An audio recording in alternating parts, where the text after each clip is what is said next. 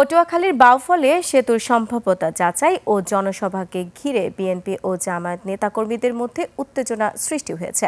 সভার ব্যানারে প্রধানমন্ত্রী তারেক রহমানের ছবি না থাকায় সেতুমন্ত্রীকে প্রায় ৪৫ মিনিট অবরুদ্ধ করে রাখে বিএনপির স্থায়ী কমিটির নেতাকর্মীরা।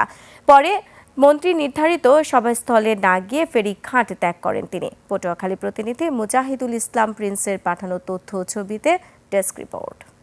৭২ ঘন্টা ময়েশ্চার লক সমৃদ্ধ লিলি বডি ওয়াশ শিয়া বাটারের গুডনেস স্কিন রিপেয়ার করে রাখে সফট ও গ্লোয়িং।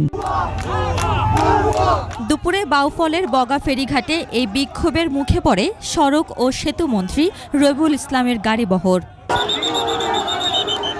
সেতুমন্ত্রীর আশাকে কেন্দ্র করে জনসভার আয়োজন করেন জামাতের স্থানীয় সংসদ সদস্য ডক্টর শফিকুল ইসলাম মাসুদ।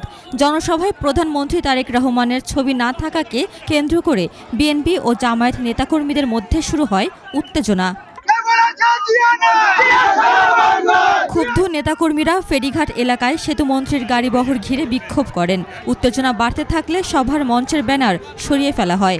তারেক জিয়া প্রধানমন্ত্রী, তার ছবি লাগানো হয় নাই, শুধু মন্ত্রীর ছবি লাগানো হয়েছে। এখানে তারেক জিয়াকে অপমান করা হয়েছে। আমার ফটোর মধ্যে তারেক তো আমাকে মাসুক করতে শোনো, এটা মাইনে নেওয়া যাবে না। আমরা স্টেজে যাব না। মাননীয় সেতুমন্ত্রীকে আহ্বান জানাচ্ছি, আপনি এই স্টেজে আপনি উঠবেন না। স্থানীয়দের অভিযোগ, বগা সেতুর মতো গুরুত্বপূর্ণ উন্নয়ন প্রকল্পের রাজনৈতিক কৃতিত্ব নেওয়াকে কেন্দ্র করে আগে থেকেই দুই পক্ষের মধ্যে চাপা বিরোধ ছিল। শুধু বাউফলে উন্নয়নমূলক কাজ হচ্ছে না, সেটা জামাত শিবিরের কারণে। আমরা এই রাজনীতিতে দুশ্চিন্তা, তাদের যে কালো হাত, তাদের যে ধান্দাবাজি, এই ধান্দাবাজি প্রতারণা থেকে আমরা মুক্ত পেতে চাই। বাউফলবাসী মুক্তি পেতে চাই।